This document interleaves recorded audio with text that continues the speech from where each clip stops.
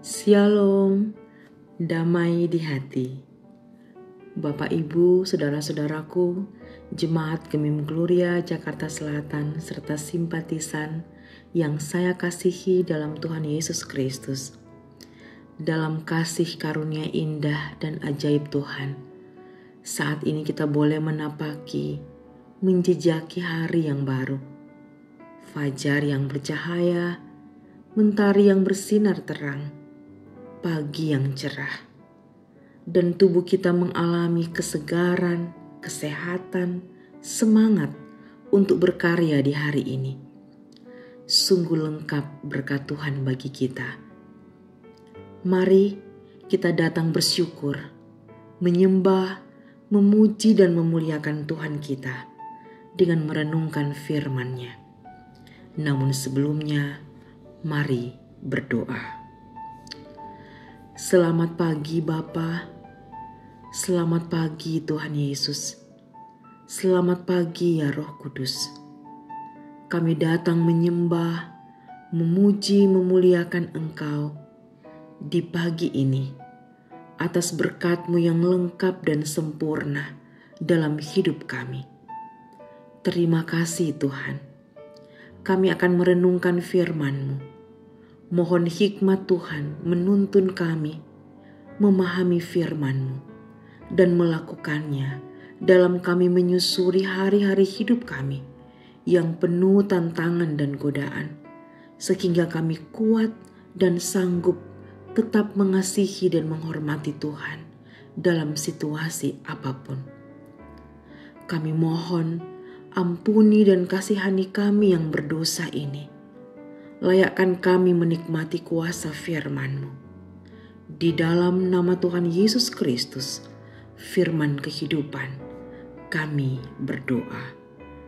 Amin. Saudara-saudaraku, pembacaan Alkitab di hari ini, Rabu 22 Oktober 2024, terdapat dalam Hakim-Hakim pasal 11 ayat 34 dan 35. Ketika Yefta pulang ke Mispa ke rumahnya, tampaklah anaknya perempuan keluar menyongsong dia dengan memukul rebana serta menari-nari. Dialah anaknya yang tunggal, selain dari dia tidak ada anaknya laki-laki atau perempuan. Demi dilihatnya dia, dikoyakkannya bajunya sambil berkata, "Ah anakku, Engkau membuat hatiku hancur luluh, dan Engkaulah yang mencelakakan aku. Aku telah membuka mulutku bernasar kepada Tuhan, dan tidak dapat aku mundur." Demikian pembacaan Alkitab dan tema renungan harian keluarga hari ini, Nazar ditepati. Saudara-saudaraku yang dikasihi dan diberkati Tuhan, ada ungkapan lagu yang pernah dibawakan Rinto Harahap yang berjudul Dingin. Penggalan lagu itu seperti ini. Tapi janji, tinggal janji di bibirnya. Saudara-saudaraku, ini menggambarkan realita, tidak sekedar syair lagu, tapi merupakan sindiran di saat seseorang tidak menepati janjinya, atau bisa dikatakan tidak menepati nazarnya. Orang yang bernazar mempersembahkan korban kepada Tuhan Allah harus ditepati. Kita belajar dari Yefta. Dia mengalami tantangan berat karena dia tidak menyangka kalau yang pertama keluar dari rumahnya adalah anak gadisnya. Yefta terlanjur bernazar. Kita dapat mengatakan mungkin Yefta keliru karena isi nazarnya tidak sesuai harapannya. Yefta tidak dapat menarik ucapan nazarnya dan tidak bisa mundur lagi. Hati Yeftah hancur dan sangat terpukul. Karena sebagai orang tua, pasti tidak tega anaknya sendiri harus menjadi korban. Saudara-saudaraku yang terkasih dalam Tuhan, apapun konsekuensinya, kita diajarkan untuk menepati nazar yang kita ucapkan meskipun terasa berat. Mengapa berat? Karena manusia gampang berjanji dan mudah ingkar janji adalah realita yang menggejala. Karena pada dasarnya kita manusia berdosa. Ketika Tuhan Allah mengabulkan permintaan, sebagian orang percaya sering lupa diri karena serakah. Ada yang berpikir Tuhan Allah maklum kalau nazar yang diucapkan tidak ditepati.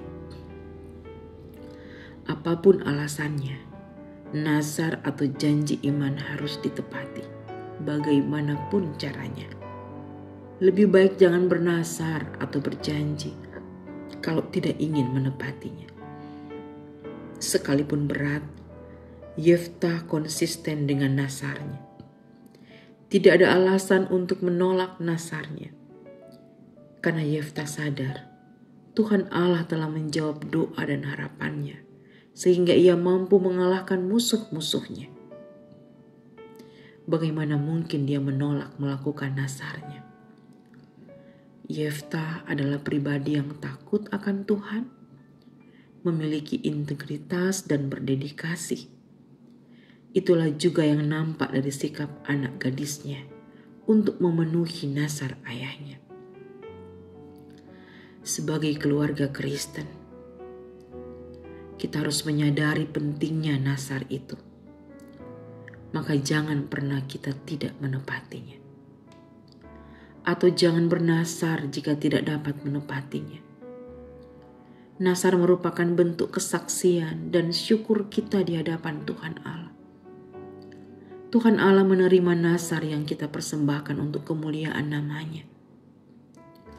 Dan perlu digarisbawahi, nazar bukan merupakan kewajiban orang percaya. Tuhan sendiri tidak pernah meminta orang untuk bernazar, tapi tidak juga melarang orang bernazar.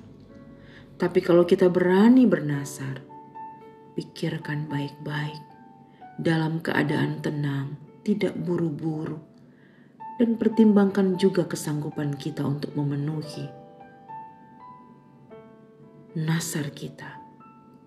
Dan nazar itu harus ditepati. Pengkhotbah 5 ayat 3 dan 4 berkata, kalau engkau bernazar kepada Allah, janganlah menunda-nunda menepatinya, karena ia tidak senang kepada orang-orang bodoh. Tepatilah nazarmu. Lebih baik engkau tidak bernazar daripada bernazar tapi tidak menepatinya. Amin. Mari kita berdoa. Ya Tuhan Allah, ajarlah kami untuk tenang, sadar, dan bijak saat bernazar. Sebab nazar merupakan bentuk tindakan iman kami kepadamu. Kami berterima kasih atas perbuatan kasih-Mu yang luar biasa, ajaib, selalu menolong hidup kami. Terima kasih Tuhan. Dan hari ini yang sudah Tuhan anugerahkan bagi kami, tolong kami untuk menjalani hari ini dengan senantiasa bersyukur kepada Tuhan dan berserah kepada Tuhan. Kiranya apa yang akan kami lakukan di sepanjang hari ini, dalam perlindungan penyertaan Tuhan, dan apa yang kami lakukan boleh berbuahkan keberhasilan serta menyenangkan hati Tuhan. Terpuji namamu Bapa. Di dalam nama Tuhan Yesus kami berdoa. Amin.